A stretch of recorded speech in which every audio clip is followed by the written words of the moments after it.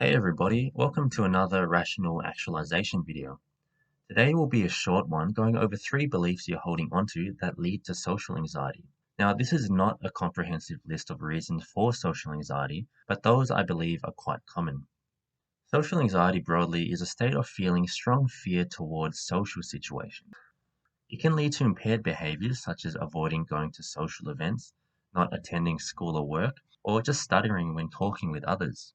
So, reason number one, an awfulizing attitude. Look, it's natural and even healthy to want significant others to like you. Humans are the most social creatures on the planet, and relationships are often healthy for us both mentally and physically.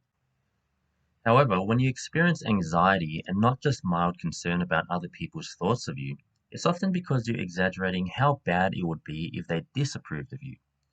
When you experience anxiety, physiologically speaking, your body is priming itself into fight or flight mode. Fight or flight mode is a physical response most animals experience in relation to a threat. Your body starts pumping adrenaline, your heart and breathing rate will increase, you may begin sweating and notice yourself trembling.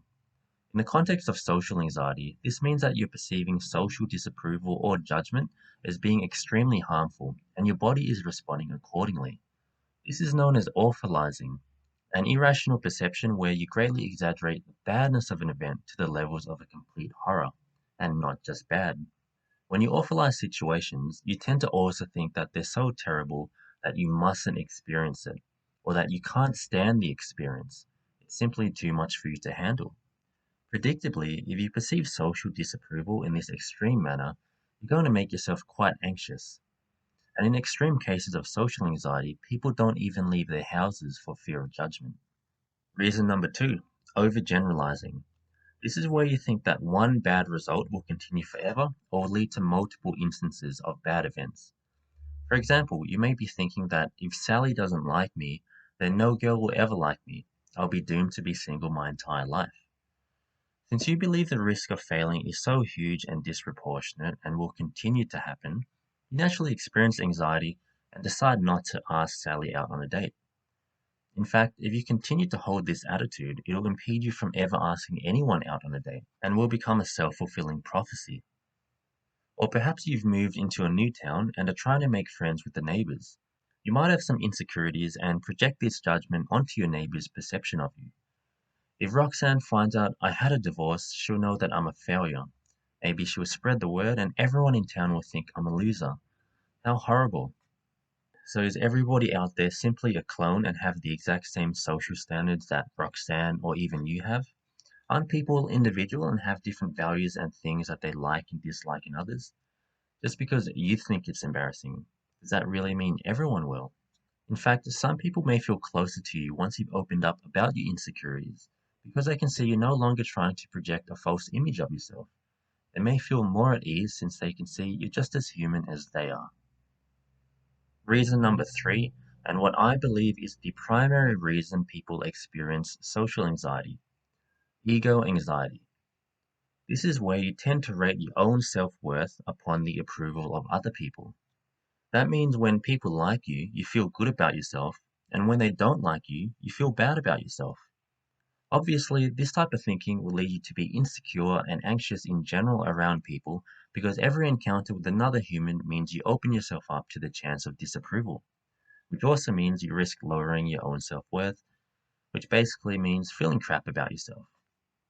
So if you resonate with this, that means your social anxiety is really stemming from ego anxiety. You're constantly evaluating your own worth as a person, and when people disapprove of you, you immediately lower your own worth and feel shame. Because of this sensitivity to the threat, you're hyper aware of potential disapproval and may tend to see it even when it isn't there. Ironically, this sensitivity harms you more than it helps you. Now, there are two primary solutions against this. One is that you stop basing your self-esteem upon other people's approval of you and realize that this connection is completely fictitious. Ask yourself, why does my self-worth actually depend on others liking me?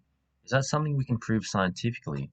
Do we have a self-worth thermometer or reader that can show you that your worth immediately decreases when someone disapproves of you?